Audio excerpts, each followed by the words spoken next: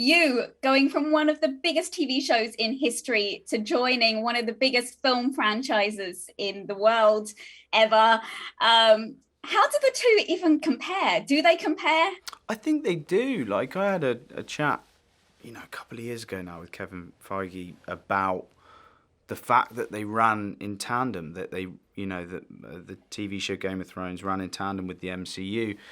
And we always felt that they were somehow kind of brothers or sisters in a weird sort of way. And so it's a real honour to be jumping from that to this, because I never thought I would really. But once they kind of came to me with this idea of this character, and the producer Nate Moore spoke to me about who he was and a possible trajectory for him, I was really excited, because I didn't expect to maybe want to be part of something that could be a long-running thing again, but I've been such a fan of the MCU that it felt like a natural sort of step. But obviously in this one, you're not as big a role as maybe is coming. So how much did you hang around on set once you'd done with all your filming? Because I know if it was me, I would be there all the time, but I appreciate you have other jobs that you might have had to do. Yeah, see, that's the difference, Melissa. I think that there's nothing I'd less like to do than hang around a set if I'm not actually being used.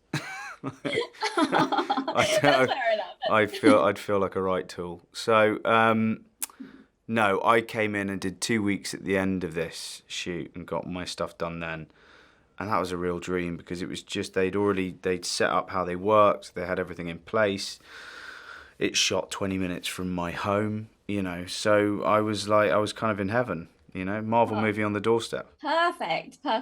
What has been the hardest thing to keep a secret about all this? We know Marvel have a lot of secrets. There are certain people in here who have difficulty keeping secrets, aka Tom Holland, very well known for struggling. For you, what was the hardest part to keep a secret? I think, I saw the movie before we did any of this press, and holding some of the kind of the secrets in while doing the press is always a bit tricky, because you want to be able to sell the film and tell everyone what's so wonderful about it without spoiling anything, right? And that's always a bit of a challenge.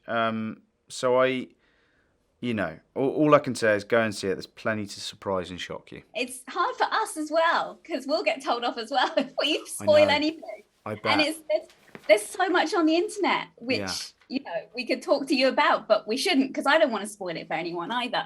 But obviously in this, the Eternals are on Earth for several thousand years, hiding out amongst us. If you had to hide out somewhere, anywhere on Earth for a few thousand years, let's say you were going to live that long, where would you choose? Mum and Dad's.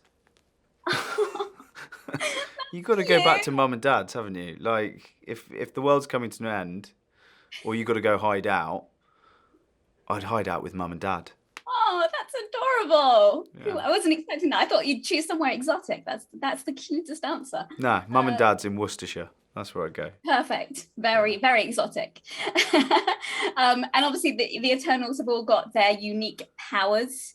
If you were going to have one, not one which is in the film, a power unique to you, what would be your power? I'd just like to try and be able to remember people's names.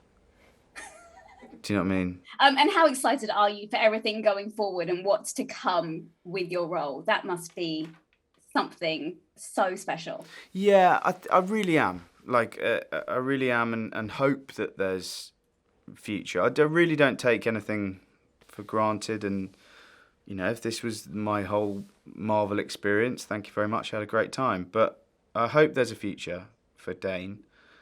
And I'm excited to see what it could be, and let's see. I've really loved working with this group of people, so I hope it continues. There's a lot of people very excited to see what comes next for you. So good luck with it, Kit. Thank you so much. Thanks, Melissa. Take care.